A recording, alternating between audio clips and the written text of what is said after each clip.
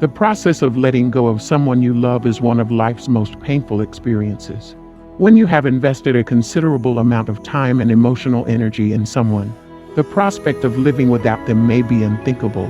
You may look back on the memories you've shared and the plans you've made, and then you feel nothing but sad with agony. If you are newly broken up, envisaging a new future may feel close to impossible. You might find yourself ruminating on what you could have done differently, the arguments you may have had, and the things you regret saying. We've all been there at one point in our lives when you're hurt by those you least expect. Interestingly, they don't even care about how you feel. And then anger, malice, and revenge creep into your mind. But you need to stay calm.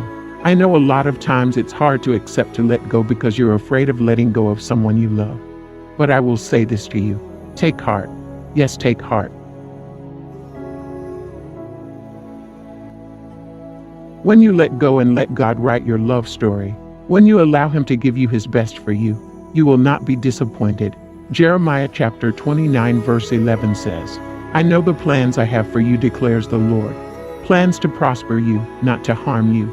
Plans to give you a hope and future." Yes, you heard that right. God has great plans for you. Taking a momentous decision to let go of someone you love is a brave step.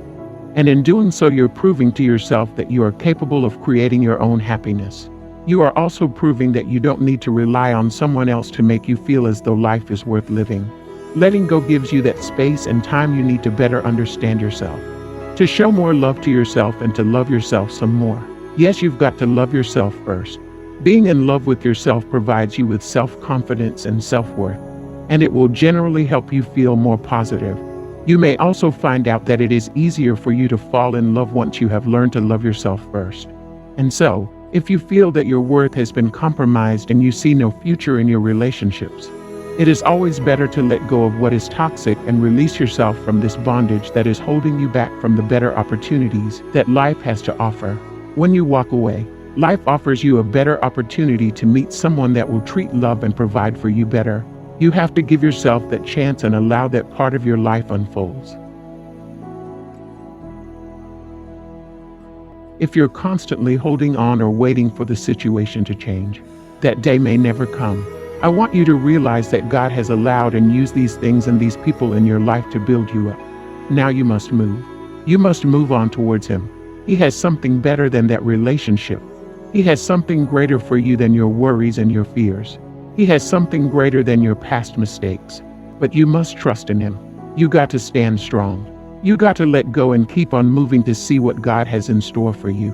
Psalm 46 verse 10 to 11 says, "Let go of your concerns and then you will know that I'm God. I rule the nations. I rule the earth. The Lord of the armies is with us.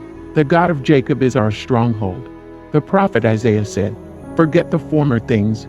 Do not dwell on the past." So in other words, God doesn't keep count of our past mistakes, so we don't have to. Yes, don't keep count of your past mistakes. Learn to bring your hurts to God. Jesus speaking in John 16 verse 33, "I have told you all these so that you may have peace in me. Here on earth, you'll have many trials and sorrows, but take heart because I have overcome the world." Jesus doesn't simply say we will have trials and sorrow and then leaves it to us to figure it out ourselves. But instead He promises peace and reminds us that He has overcome the world, meaning that our hardships aren't without purpose, or not without purpose. This is why the Apostle Paul, who experienced much pain and difficulty, can boldly declare these words in Romans chapter 8 verse 28. He says that, "And we know that all things work together for those who love God and for those who are called according to His purpose." Our pain and our suffering often sets us up to see God's supernatural work in our lives. So don't get stuck with your life. Love is beautiful even in pains. If your relationship has come to ruins, in your interest, you should move and stay strong. Don't feel like the world will end, because it's not. But it's going to get even better if you trust in God's next plan. Yes, it's going to get better. Let me tell you a testimony. A friend of mine was in a relationship where she was repeatedly cheated on. But today she's married to the best man you can think of. God gave her the best. Then just when she thought that she will never fall in love again or meet someone who would love her, the story changed. Therefore, believe in yourself and move on from that breakup. Move on from your relationship issues. Yes, move on. John 14 verse 27. It says, "Peace I leave with you. My peace I give you. I do not give it you as the world gives. Do not let your heart be troubled and do not be afraid." The good news is, God's love and peace are not contingent upon anything this world offers. You don't have to hold on to the hurt because He can supply you with the peace you need. Yes, God will supply you with the peace you need. I want you to know something. To get over someone is going to take some time, but time alone doesn't heal wounds. If you rely on time for healing, you will feel the pain less, but most likely it will just be because the pain is being buried deeper and deeper.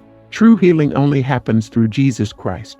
So if you want to get over someone, pursue Jesus and rely on Him. Jesus is more than anything or anyone else. There's no better Christian advice than that. God bless you.